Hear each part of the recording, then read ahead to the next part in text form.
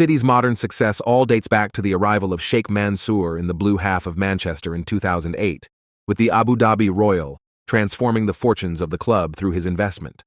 But the ambition of parent company City Football Group, the business entity that actually owns Manchester City, is not limited to running just one team, and a global multi-club project was conceived in 2013. Now the group includes 12 different clubs and their various constituent teams, with arms in men's, women's, and youth football across 12 countries and every continent except Africa.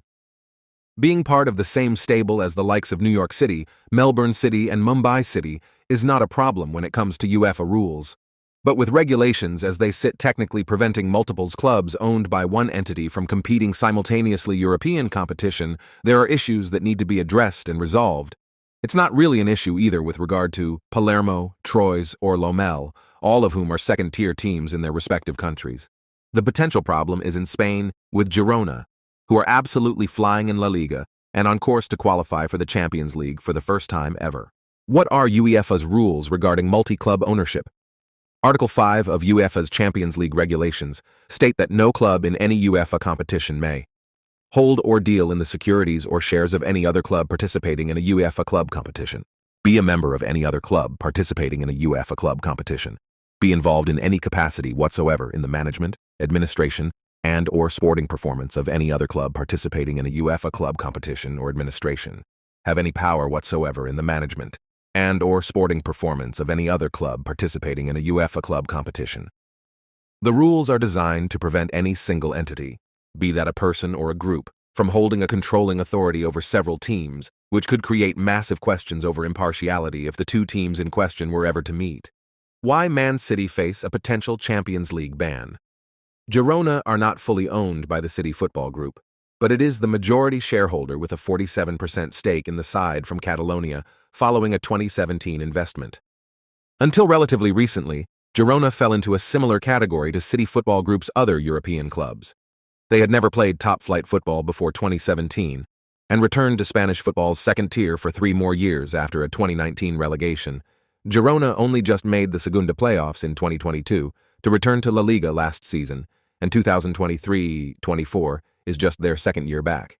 And yet, Girona are currently on a similar trajectory to Leicester, when the Foxes somehow broke the Premier League status quo to become English champions in 2016. Girona have remarkably won 13 of their first 16 games and, at the time of writing, are 2 points clear of Real Madrid at the top of La Liga, having just won 4, 2 away from home against regional powerhouse Barcelona. There is a chance they could keep this up and win the title. But even if they don't, it is extremely plausible that Girona finish in the top 4 and qualify for the Champions League. But with a common owner to Manchester City, this is where problems could arise under the aforementioned regulations. UEFA rules would give priority to whichever club finishes higher in its respective domestic league.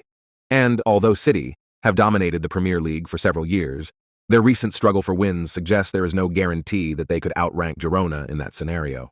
Are Man City likely to get banned from the Champions League? The short answer is no. With multi-club ownership on the rise, UEFA don't want to be in a position where teams are being barred from competing at European level, especially if, besides a common owner or shareholder, there is no direct link or influence over how those teams operate. When this was recently flagged as an issue for Manchester United, who are to become part-owned by Sir Jim Ratcliffe's Ineos, already owners at OGC Nice, some English media reported that the firm had already been in contact with UEFA and were assured of no major issues.